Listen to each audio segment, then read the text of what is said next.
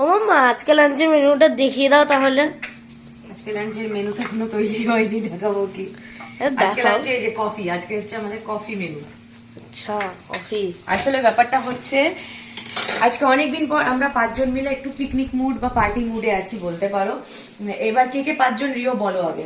আমি, তুমি, বাবা, সোনু দিদি আর বুনু। ইয়েস, এখন বুনু ইনক্লুডিং হয়ে গেছে। আসলে আজকে কোনো মানে সেরকম কোনো ডেট নয়, উইকেন্ড বা স্পেশাল ডে এরকম কোনো কিছু না, কিন্তু কালকে রাত্রে রিওর বুনু ভালোভাবে ঘুমিয়েছে, 2:30-3টে নাগাদ ঘুমিয়েছে, তারপরে আর ডিস্টার্ব করেনি, আমিও ঘুমোতে পেরেছি, তাই আমি আজকে অনেক ফুর্তিতে আছি। আর যাহাতক আমি ফুর্তিতে আছি, তাহাতক আজকে বাড়ির সবাই ঠিক করেছে চলো একটু খানা পিনা হোক। বরকে বলেছি যে তুমি আজকে একটু তোমার কাজকর্ম কম দেখাও, একটু আমরা আজকে কোয়ালিটি টাইম স্পেন্ড করি সবাই মিলে। তো এখানে এখন হচ্ছে, এদিকে আসো দেখাও, পকোড়া, চিকেন পকোড়া হচ্ছে। এখন কিন্তু সময় অলমোস্ট 1:30 বেজে গেছে, বাট এই যে পকোড়া এখানে রয়েছে, সব এখন ভাজা হবে না, যতটা লাগবে ততটা ভাজবো।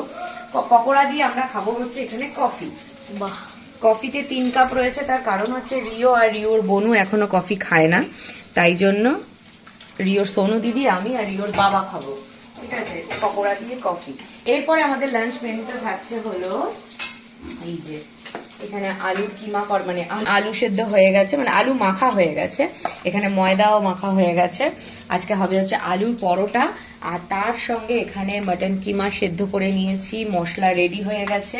আচ্ছা, এখানটা বলে রাখি, সব জায়গাটা কিন্তু অগোছালো হয়ে রয়েছে, কারণ এখন হাতে অত সময় নেই, গোছালে পরে দেরি হবে। আর এখানে এটা কোথায় হয়ে গেছে সেদ্ধ, হ্যাঁ এই দেখো, কাবলি ছোলা। তোমরা কয়েকদিন আগে দেখেইছো মেজুমা সকালবেলা আমাকে আলু পরোটা আর কিমা চানা পাঠিয়েছিল, সেটা আমরা দুপুরে লাঞ্চে খেয়েছিলাম। এবার এত ভালো হয়েছিল আর এত খেতে ইচ্ছা হয়েছিল, মানে তারপরে আরো, কিন্তু সময় সুযোগ করে উঠতে পারছিলাম না খাওয়ার জন্য।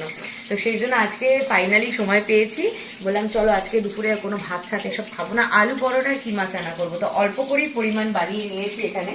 কিমা চানাটা এখন ওই সেদ্ধ ফেদ্ধ সব হয়ে গেছে, ওটাকেও বানাতে হবে, আর আলু পরোটাটা বানাতে হবে। তবে রিও হলো 1 নম্বরে ভেতো, তাই সে দুপুরে ভাত ছাড়া খেতে, মানে তার অন্য কিছু পোষায় না, তার জন্য এখানে রয়েছে হচ্ছে ভাত, ডাল, সে চিকেন পকোড়া দিয়ে আর পাঁপড় ভাজা দিয়ে খাবে বলেছে।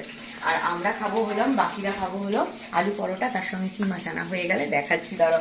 আর রিও এই গুণটা পেয়েছে রিওর বড় মামার থেকে, তারও মানে দুবেলা যাই তুমি খাওয়াও না কেন একটু ভাত চাই, তো রিওরও তাই, আলু পরোটা করো আর কিমা পরোটা করো চলবে না, তার একটু ভাত চাই। এই হচ্ছে এখন আমাদের আপাতত। আমরা এখন কফি ব্রেকে যাব, খেতে খেতে 3টে, 3:30, 4টে, আজকে কোনো তাড়া নেই, তাই তো রিও? চলো টাটা। আচ্ছা হয়ে যাক, তারপরে আবার দেখাবো।